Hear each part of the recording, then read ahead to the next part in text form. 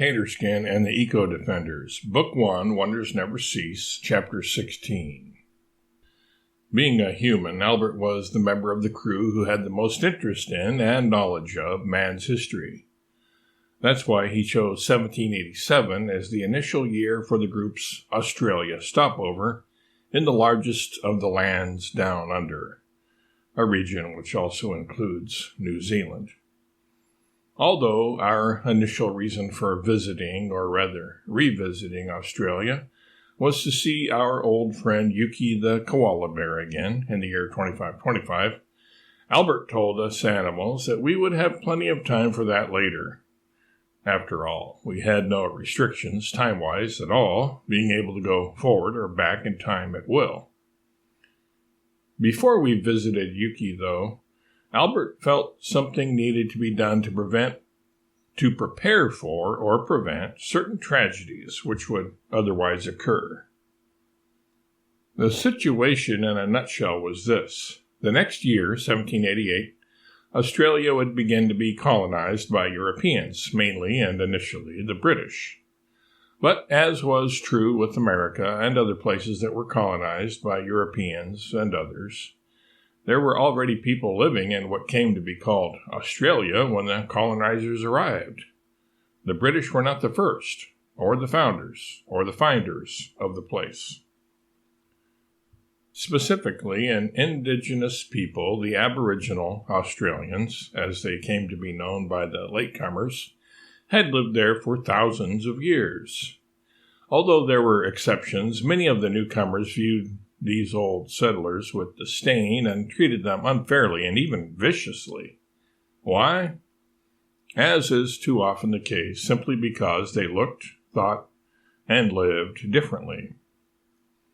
Albert's plan was to prevent these injustices from occurring, to nip them in the bud, as he put it. He felt it would probably not be possible to simply prove his bona fides as he had done in Germany, and then beseech the colonizers to act less disgracefully toward the natives. He could try that, but he doubted it would change things much. You can't legislate right feeling, Albert told us. Men can pass laws against certain specific actions, but they cannot enact and enforce laws against hatred and prejudice, or against people's innermost thoughts. Not with any real hope of success, anyway. Legal strictures instigated by humans to control the consciences of other humans will never work. A mightier force is what is needed here. What do you have in mind? I asked. You mean whom do I have in mind, Taterskin? Albert answered. And that whom is you, and not just you, Taterskin, but all of you, he said, looking around at all of us animals. And not only you six, but the countless millions and billions of you. What do you mean? Tub Thumper asked, thinking she knew what Albert had in mind, but wanting to verify her hypothesis. What I mean by you is all the animals of Australia. Koala bears, Yuki and his brethren, kangaroos, wallabies, wombats, duck-billed platypi, emus, camels, cassowaries, Australian pelicans, echidnas, crocodiles, sharks, jellyfish, blobfish, headless chicken monsters, dugongs, bandicoots, possums, flying foxes, goannas, dolphins, sea lions, whales, blue-ringed octopi, blue-tongued lizards. Hey, I want to see one of those blue-tongued lizards, Draco interjected, bobbing her head up and down in excitement at the prospect. Even venomous snakes, dingoes, spiders, and insects, Albert concluded. Thunder and lightning, what will all these strange and exotic creatures do? Terry asked.